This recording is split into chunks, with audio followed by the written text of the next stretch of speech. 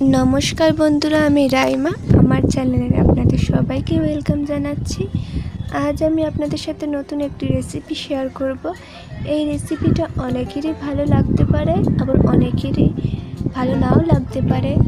যাদের ভালো লাগবে না তারা রেসিপিটিকে স্কিপ করে যেতে পারেন, আর যাদের ভালো লাগবে তারা অবশ্যই রেসিপিটা দেখবে।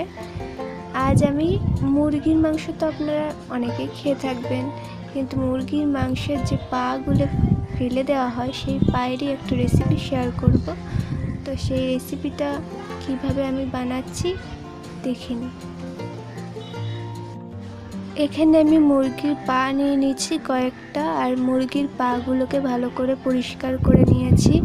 মুরগির পাগুলোকে কিছুক্ষণ গরম জলে ভিজিয়ে রাখলে তারপর উপরে স্কিনটা খুব ভালোভাবে পরিষ্কার করা যায়। আমিও সেইভাবে পরিষ্কার করে নিয়েছি।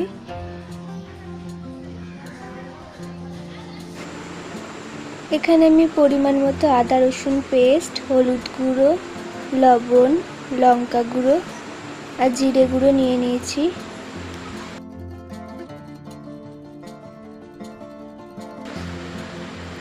কড়াই গরম হতে দিয়েছিলাম, এরপর এতে আমি সরষের তেল দিয়ে দিলাম পরিমাণ মতো 4 থেকে 5 চামচ পরিমাণ। এরপর এই তেলটা গরম হয়ে এলে এতে আমি কুচো করে রাখা পেঁয়াজগুলো দিয়ে দেব। পেঁয়াজগুলোকে আমি ভালো করে ব্রাউন করে ভেজে নেব।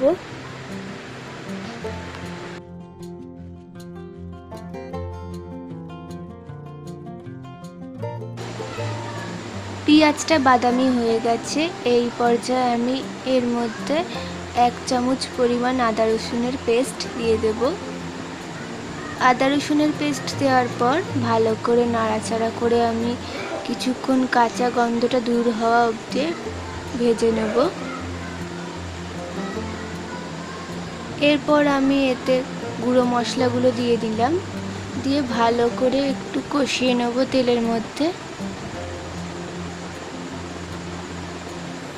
এবার আমি অল্প পরিমাণ জল দিয়ে কষাবো, যাতে মশলাটা পুড়ে না যায়।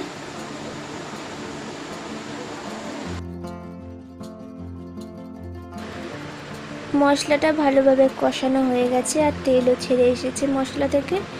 এইবার ধুয়ে পরিষ্কার করে রাখা মুরগির পাগুলোকে আমি মশলার মধ্যে দিয়ে ভালোভাবে মিশিয়ে নেব মশলার সাথে, আর কিছুক্ষণ কষিয়ে নেব।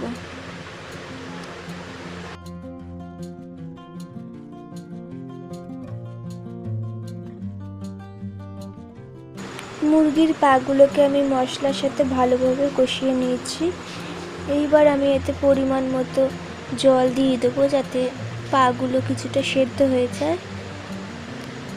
এই রান্নাটায় বেশি জল থাকবে না, গা মাখা হবে বা শুকনো হবে, তাই বেশি জল দেব না।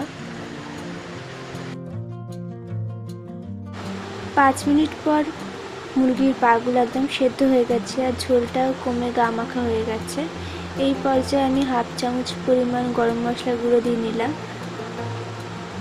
গরম মশলা গুঁড়োটা দিয়ে আমি মুরগির পায়ের সাথে ভালোভাবে মিশিয়ে নেব, দিয়ে আরও 1 মিনিট আমি রান্না করে নেব।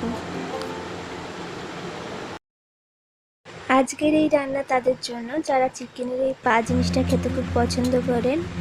যারা পছন্দ করেন না তারা এই রান্নার থেকে দূরে থাকবেন। যারা পছন্দ করেন তারা এই রান্নাটা অবশ্যই বাড়িতে ট্রাই করে দেখবেন, আশা করি ভালো লাগবে। তো আজকের মতো এইটুকুনি, দেখা হবে নেক্সট কোনো ভিডিওতে।